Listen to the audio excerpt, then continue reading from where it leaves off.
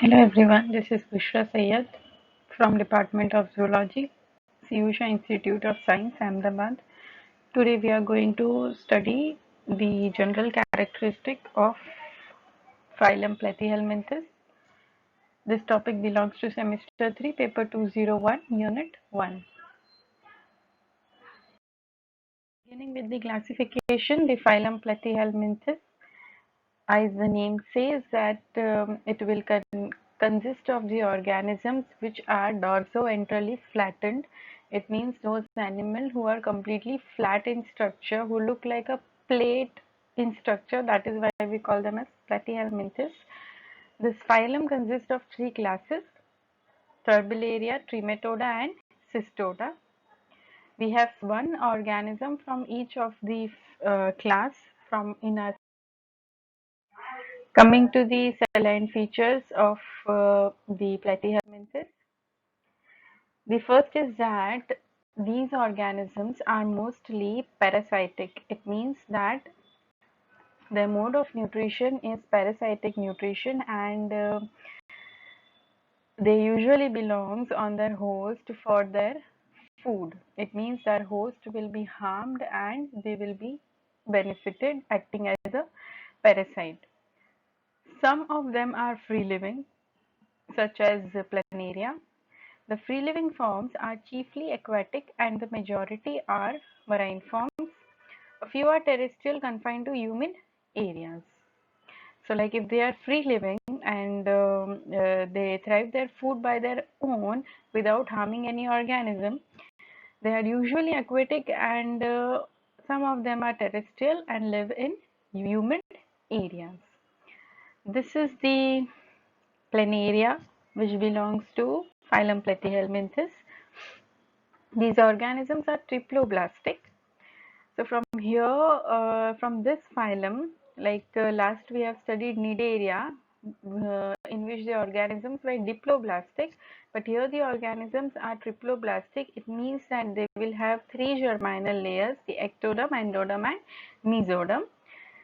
Mesoderm contributes to the development of true muscle tissues. Here in the diagram, if you see, there is ectoderm, the middle one is the mesoderm, and the last one is the endoderm, from which the digestive system is being formed, and from the mesoderm the muscles and other organs are being formed. So from this phylum onwards, triploblastic organisms are now being developed, and the rest of the organism from here will be triploblastic.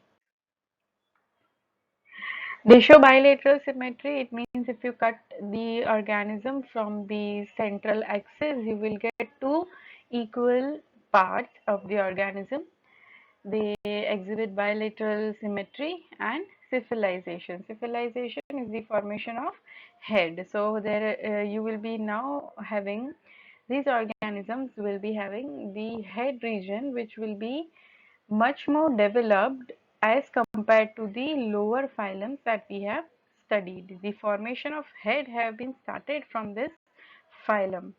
They exhibit organ system of classification, organization. When we talk about organ system of organization, it means that now the body will be showing the formation of organs. Till now we were restricted till tissue level organization. We have seen in Porifera it was cellular level. Cnidarians were tissue level organization. From here, this phylum, the organisms will be having organ system of organization, means they will show the formation of organ from the group of tissues, and each organ will be performing several functions. These organisms are acoelomates. It means that they do not have any coelom, but we have seen that in acoelomates there is a fluid filled cavity which we call it as parenchyma. Here the mesenchyme which has been showing is the parenchyma. Yeah, so coming to the digestive tract of the organism is that here is a gut which is a blind sac. It means that there is no particular ending of the gut system. Mouth is there for ingestion as well as egestion. Anus is absent except in some turbularians. Digestion occurs both external and internal. Respiratory and circulatory system, both of them are absent. Protonephridia or flame cells occurs primarily for their excretion and osmoregulatory purpose. Most of the excretory waste diffuse out through the body surface. So they are being used for the osmoregulatory function, but in most of the platyhelminths, you will see that the excretion is occurring from the surface of the body.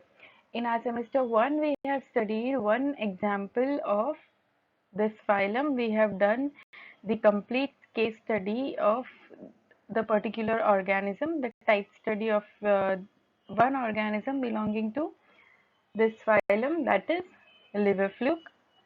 In liver fluke, we have studied about the flame cell, the structure of flame cells, how does it works in the excretory system, that we have already studied. So you have idea about it.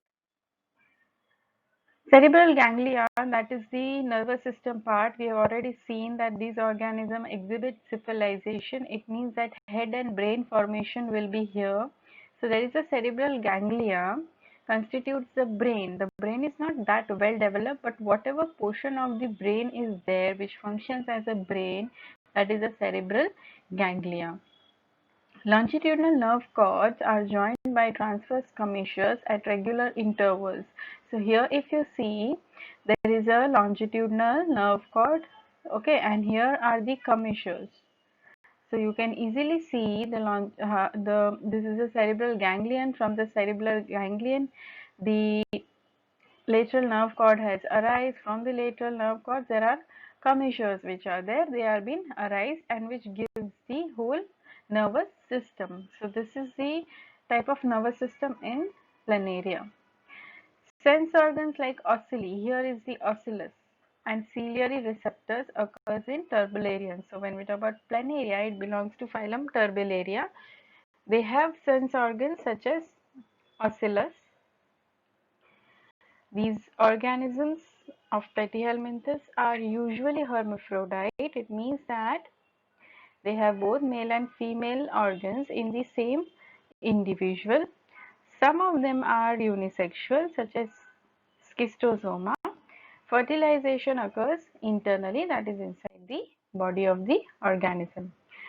Development, when we talk about, so this is something new to you, that development, the body development is of two types. One is direct and the other one is indirect.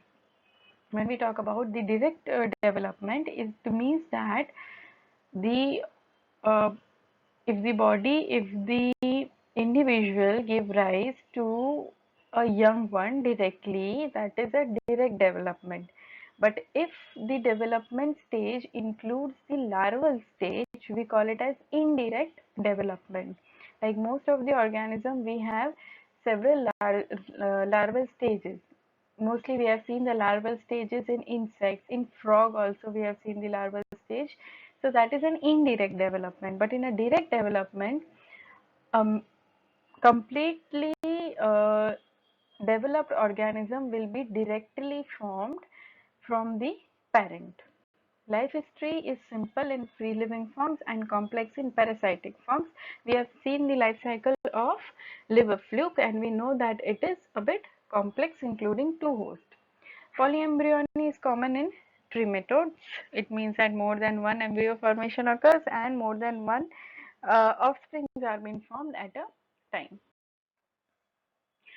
So Platyhelminthes, we have seen that there are total three classes: Turbellaria, Trematoda, Cystoda.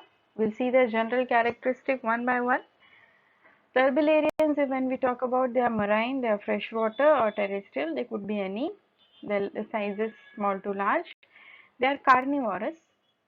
So if they are free living, they are carnivorous, they kill other organisms and eat them.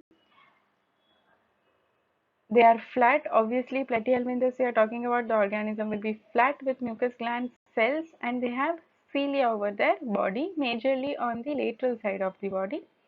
Mouth is ventral, that is on the lower side of the body, which opens into pharynx, which opens into the intestine. These organisms are hermaphrodite and they have direct development. Example of Turbularia is planaria.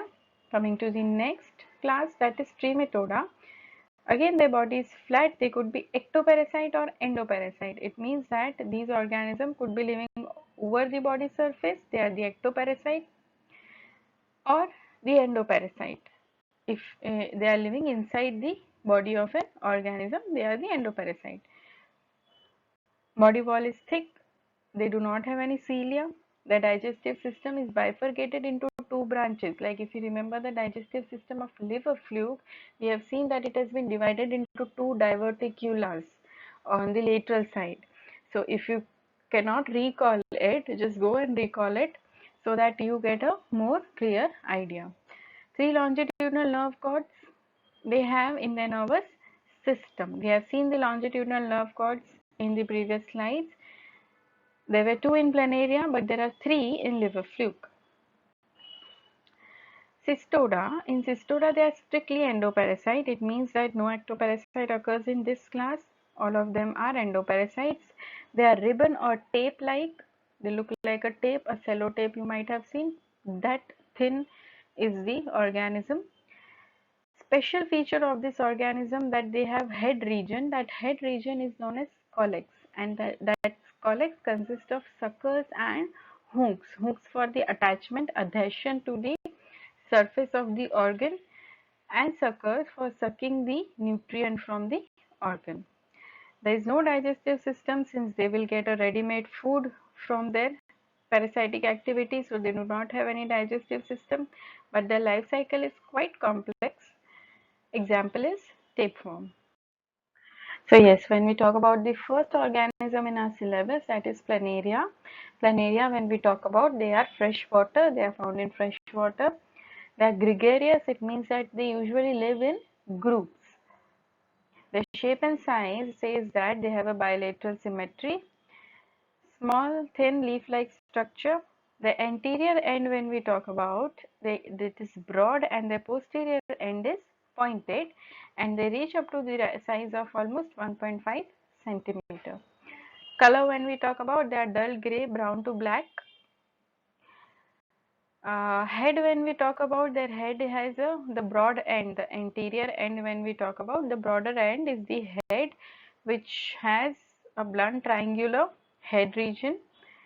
Dorsally, if you see, they have eye spots, and on lateral side they have auricles. Auricles means ear-like structures. They are not true ears.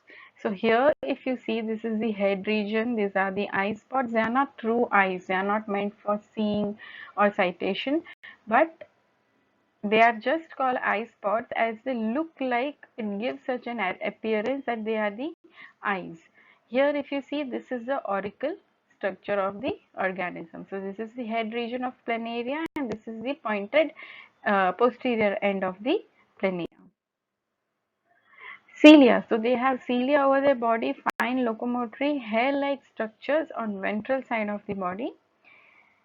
External apertures. So these organism has total 3 external apertures. The first one is mouth, which is a ventral surface located on the ventral region at the median line, which is followed by a pharynx, and mouth is obviously meant for capturing the prey since these organisms are carnivorous. Genital aperture, we call it as gonopore. So in sexually matured individual, it is located behind the mouth. Third one is nephridiophores. Nephridiophores are nothing. The name only says that it is nephridia. It means that they are excretory apertures located on the dorsal surface of the body. Coming to the reproduction of the organism, the asexual occurs through transverse binary fission, and the sexual reproduction occurs as these organisms are hermaphrodites, and they have well developed male and female reproductive structures. So here is the diagram of a planaria, and the anterior end, if you see the eye spots, the brain, that is the cerebral ganglia, the gastrovascular cavity, it means that this is the digestive tract. So here on the ventral surface, see, this is here, the organism has been turned onto the ventral surface. This is the dorsal surface. So on the ventral surface there is the mouth, The mouth opens into the pharynx. Green ones are the protonephridia. So this diagram gives you a clear vision that how a planarian physiology looks like. Coming to the next organism, liver fluke, that we have already studied. So we'll just recall few points regarding it. So the habit and habitat, when we talk about, it is endoparasite. We know that it is an endoparasite. There are two hosts. The primary host is ship. The secondary host is snail. In ship, it lives in the bile duct, if you remember. Shape and size, when we talk about, it is soft oval dorso-ventrally flattened. Their size do not exceed 1.8 to 3 centimeter. Color is that they are transparent. We have seen the specimen of it, somewhat pinkish. Black or brown glands on the lateral margins are clearly visible in the organism. Oral cone, that is the head or the anterior end of the body. We also call it as head lobe, and it consists of a triangular mouth. So here, this is what a liver fluke looks like. If you can recall it again, the mouth region, they have suckers here, the flame cells, okay, liver fluke. So the suckers, we have seen the suckers. There are two different types of suckers, the anterior suckers, cup shape. They are meant for adhesion and ingestion. They are the major suckers. The ventral suckers are mainly for the adhesion purpose. It means for sticking the body of the parasite to the wall of the organ of the host. The ventral suckers are also known as acetabulum. Apertures, there are two. Apart from suckers, there are two more apertures, that is gonopore and excretory pore. Liver fluke has scales over their body. So liver fluke body is covered with cuticles, and those cuticles possess the scales. These scales are minute and backwardly directed and helps the organism to anchor to the bile duct, and it is also meant for some locomotion to shift their place in the bile duct from one place to. So yes, if we see the external structure of liver fluke, the two suckers, the oral, that is the anterior sucker, and the acetabulum, that is the ventral sucker. This is the oral cone, the head region, the excretory pore, where the flame cells will end up. Gonopore, that is the aperture, external aperture. Fasciola hepatica is the most common type of liver fluke, species of liver fluke. Liver fluke, when we talk about their reproduction, they are hermaphrodite. Male and female genitals are very well developed, which opens into genital atrium, that is the common chamber, and this common chamber opens into through outside through the external aperture, that is the gonopore. So coming to the next one, that is the tapeworm, the next and the last one. Habit and habitat of this particular organism is that they are endoparasite. They have two hosts. The primary host is human. They reside in the intestine of the human, small intestine. And the secondary host is usually pig, and in rare cases it is dog and sheep. It is found majorly in those parts of the globe where pig is taken as food, where the pig meat or the pork is used as food. So in those countries it has been this tapeworm has been more seen, and the infection related to tapeworm is usually very common. Shape and size, when we talk about, long flattened ribbon like, tape like they are, as the name says, 1 to 5 meter in length. The scientific name for tapeworm is Taenia solium. Color, when we talk about, they are opaque white. Segmentation. So if you recall the metamerism, in that there was one last time, that was pseudometamerism. In pseudometamerism, we have seen the example of tapeworm. They have proglottids as the segments. Each and every segment is known as proglottids. And in the complete body consists of around 850. A mature tapeworm consists of around 850 proglottids in their body. Their body is divided into three parts. the anterior head or scolex region having the hooks and suckers, short unsegmented neck which will not have any segmentation, and segmented strobila where majority of proglottids are found. The proglottids are found in strobila only. So this is how a tapeworm looks like. So this is the anterior end, this is the posterior end. Here if you see there is hook-like structure, there are suckers also for attaching to the intestine of the host. This is the whole body, this is the neck region, and from here the strobila begins till the end. At the end region you can easily mark the segmentation, each and every glottids are easily visible. So the strobila, the most special and peculiar structure in their body is strobila, which consists of three types of proglottids. The first one is immature, that begins just behind the neck region of the tapeworm. There are around 200 immature proglottids. They are young and immature. Mature proglottids, when we talk about, there are 450 of them. Consists the middle part of the strobila. It consists, this is the most important part of the strobila where there is a complete reproductive unit situated. There will be eggs which are been fertilized by the sperms of the same proglottid, or it will be fertilized by the sperms of the different proglottid of the same individual. Mark my words, of the same individual, but the proglottids will be different. If the proglottid is different, then it is a cross fertilization, and if it is a proglottid is same within the same proglottid, if the egg and sperm are fertilizing, we call it as self fertilization. Okay, why within the same individual? Because when we talk about tapeworm, the mature tapeworm resides in human intestine one at a time. You will not find more than one tapeworm, mature tapeworm, that is the egg producing tapeworm, in the body of one host only.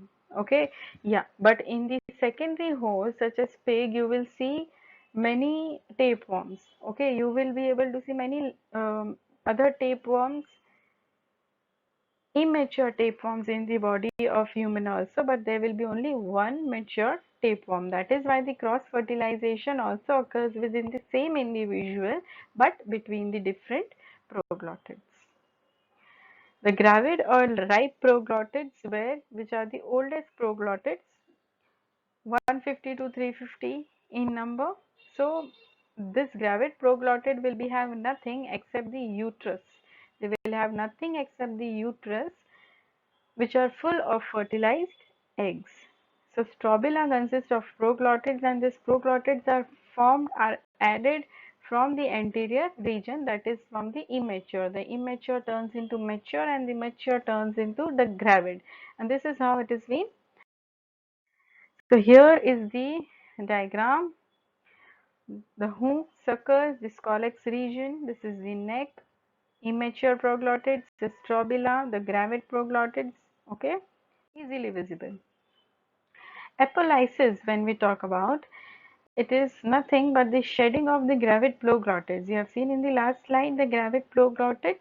Those proglottids shed after, because they have the fertilized egg, and those egg will be going now to the secondary host for hatching. So those eggs from the proglottids, those proglottids will be passing from the host feces, will be passing out with the host feces as they are living in the intestine. Reproduction is hermaphrodite.